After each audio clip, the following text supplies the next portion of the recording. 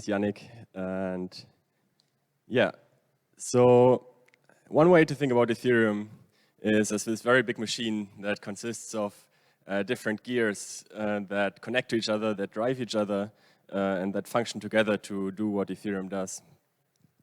And these gears have different sizes. Some of them are very small, and therefore they spin very fast, and some are very big, and therefore they spin slowly, but therefore they're all the more powerful. And in this talk, for actually no particular reason other than I think it could be fun and an interesting exercise, I want to go through a bunch of these gears, these processes that make Ethereum run, and have a look at how fast they are very quickly. Starting with the slot time, 12 seconds. Every 12 seconds we get a new slot, every 12 seconds we get a new block in Ethereum, kind of the defining time of Ethereum, I would say. And now from there we can go lower. These blocks need to be propagated through the network. That takes about 2 seconds. Another thing we propagate through the network is transactions. They're smaller, they're easier to verify, so they propagate much faster. It takes about 250 milliseconds to do that. Now we reach a boundary. 100 milliseconds is about the network ping time. Two nodes talking to each other, they will always have a latency of this order of magnitude. So if we go lower than that, then we're in this purely local domain of, that only happens on a single node. Everything above that can be network-wide. 100 milliseconds is also the time roughly it takes to execute a block. Of course, some blocks are bigger, they take longer, some are shorter, some are smaller, they are quicker to execute. 2 orders of magnitude smaller, attestation validation takes about 1 millisecond. Attestations are these votes that validators send to agree on what the state of the chain is. And now we're getting into a range of numbers that are very difficult to imagine for humans. 1 millisecond is not a very human time scale. So I would like to compare this to length, which might be easy to think about. If we go back to a slot and imagine that this is the size of a human, then attestation validation would be about the size or the thickness of a human hair. So quite small already, but we will go even smaller. 100 microseconds, roughly time of an average transaction to be executed. Big part of that is the signature check. Of course, we want to make sure that transactions cannot be forged, and that's why we have these cryptographic signatures, and they take a long time compared to a transaction execution to check. But probably the most important cryptographic function in Ethereum in blockchains is hashes. We hash all the time. Whenever we check a signature, whenever we change state, whenever we build a block, we do a hash, and therefore these hashes have to be very fast, and they are 350 nanoseconds. And lastly, kind of the smallest we can go, a single unit of gas. Gas is the unit of measure we use to measure resources. And one of these resources is computational time, CPU time, and 1 unit of gas corresponds to 10 nanoseconds of CPU time. 10 nanoseconds, again, very small to imagine. If we go to length scales, that's about the size of a glucose molecule, the most important energy carrier in biological systems such as humans.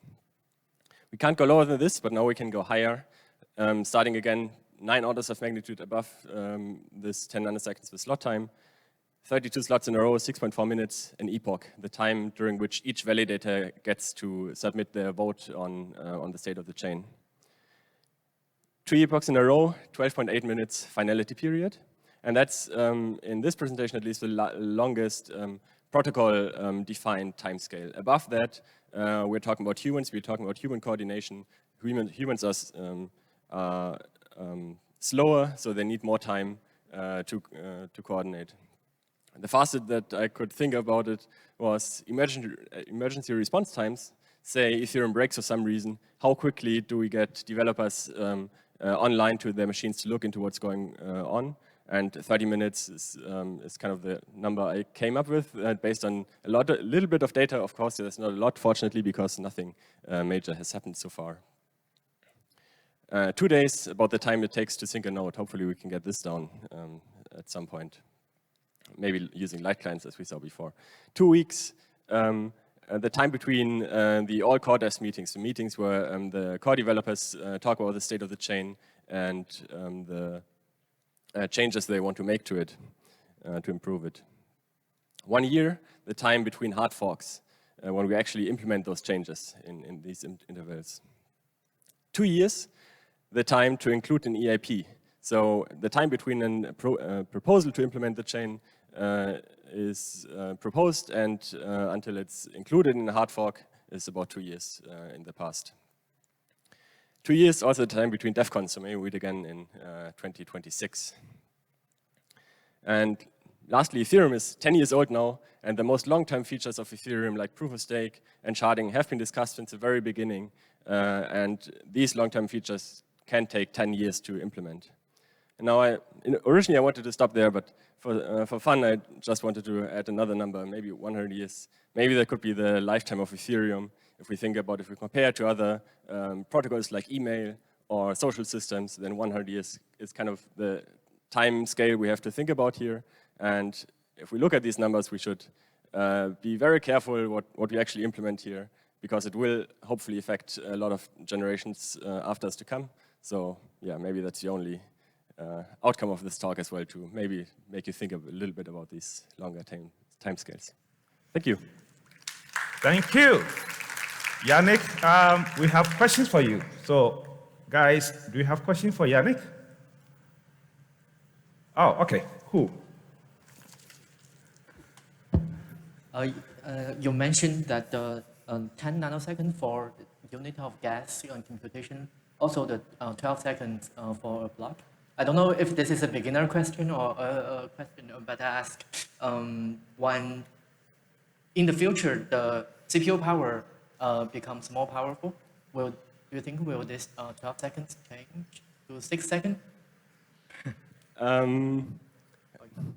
Yes and no. I think the 12 seconds are kind of constrained by hardware of computers, but not necessarily by CPU time. I think there's other resources like network latency that are more important here. But of course, if hardware improves and physical capabilities of computers improve, then these 12 seconds can go lower. And also the amount of gas we can spend in a single block can be improved. Right now, the target is, I think, 15 million gas. We can, if CPUs get more powerful, we can maybe increase this. But also there's other resources that are measured in gas, and they also have to be taken into account. Thanks for the talk. It was really cute.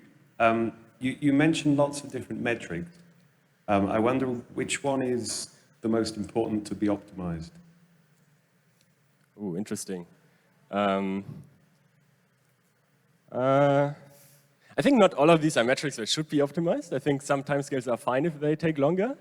I think some timescales probably can't be optimized a lot. Like, for example, I think the all quarters meetings, it would be very annoying if people would have to go to a meeting every day or something like this. So, but in general, I think the 2 years improvement proposal, that sounds like a very long time.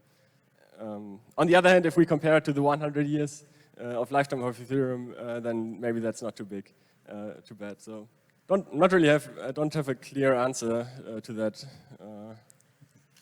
I guess the easiest answer would be like the technical timescales, like reducing block propagation times or things like this. But I think none of these are very crucial, to be honest.